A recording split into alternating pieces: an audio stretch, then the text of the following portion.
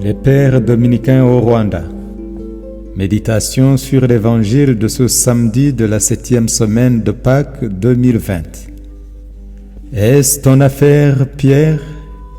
Deux apôtres en rivalité, mais une prédication commune. Le récit dans l'évangile de Jean présente un moment d'apparition de Jésus après la résurrection. Sur un chemin, juste en marchant, Pierre s'entretient avec Jésus.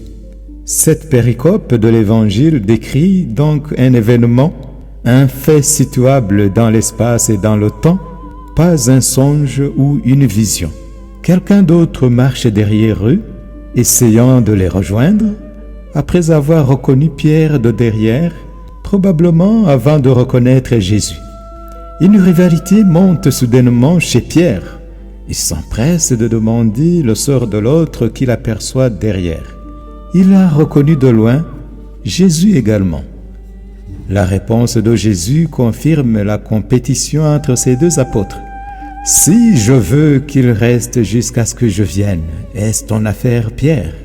L'apôtre Jean dément des rumeurs qui se sont répandues par après selon lesquelles il ne mourrait pas.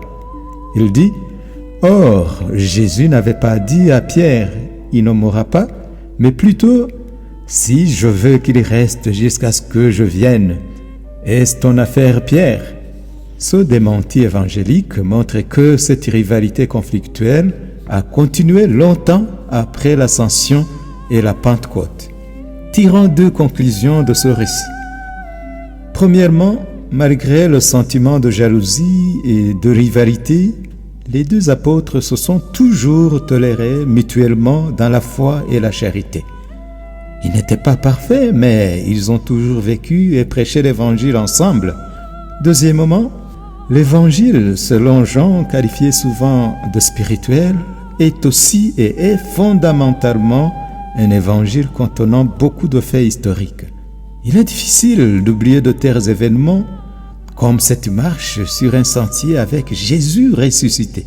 Certes, Jean l'a décrite par écrit plus tard, mais il ne pouvait pas oublier un tel événement.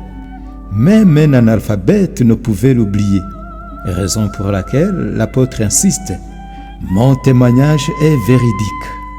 Prions pour que des rivalités et l'esprit de compétition qui nous divisent parfois ne nous empêchent pas de nous tolérer mutuellement, de vivre en vrai chrétien, de collaborer pour une prédication commune de l'Évangile dans notre monde. Que le Seigneur Jésus-Christ vous bénisse tous et toutes.